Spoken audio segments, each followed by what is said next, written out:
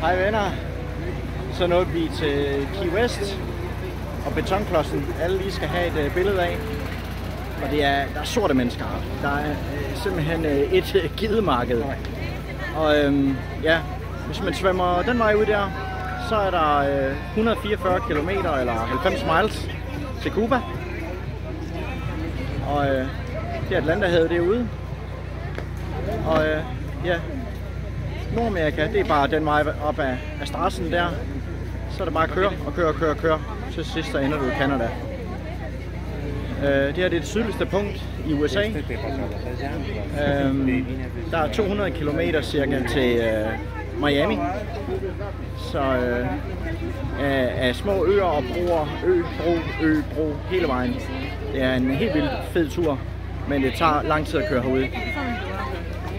Der er rigtig mange, der gerne vil se lige præcis den her betonklods.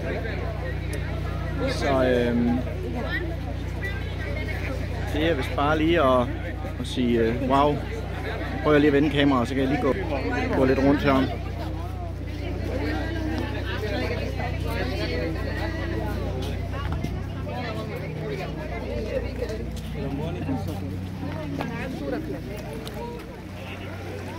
Så kan man ikke komme længere ud. Det er den yderste fod i USA lige nu. Ja, så på nær dem, der arbejder henne på den base jo selvfølgelig.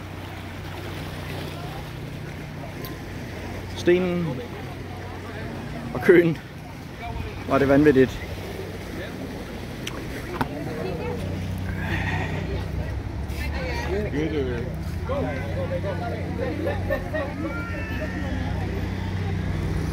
Og hvad skuer med nøje, kommer der lige en Raptor.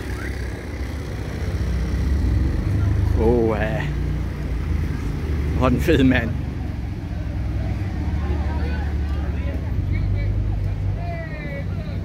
Key West, Florida.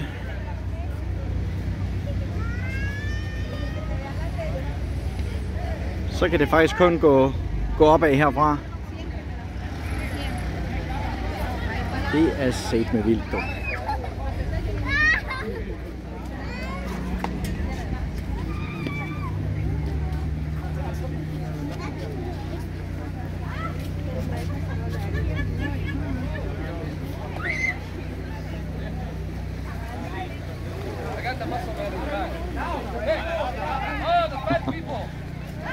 Og i dag er der omkring 30 grader i skyggen, så det er svinevarmt altså. Det er fuldstændig ved at smelte. Så vi må hen og finde en strand nu her. Jeg finder familien, og så skal vi have en is.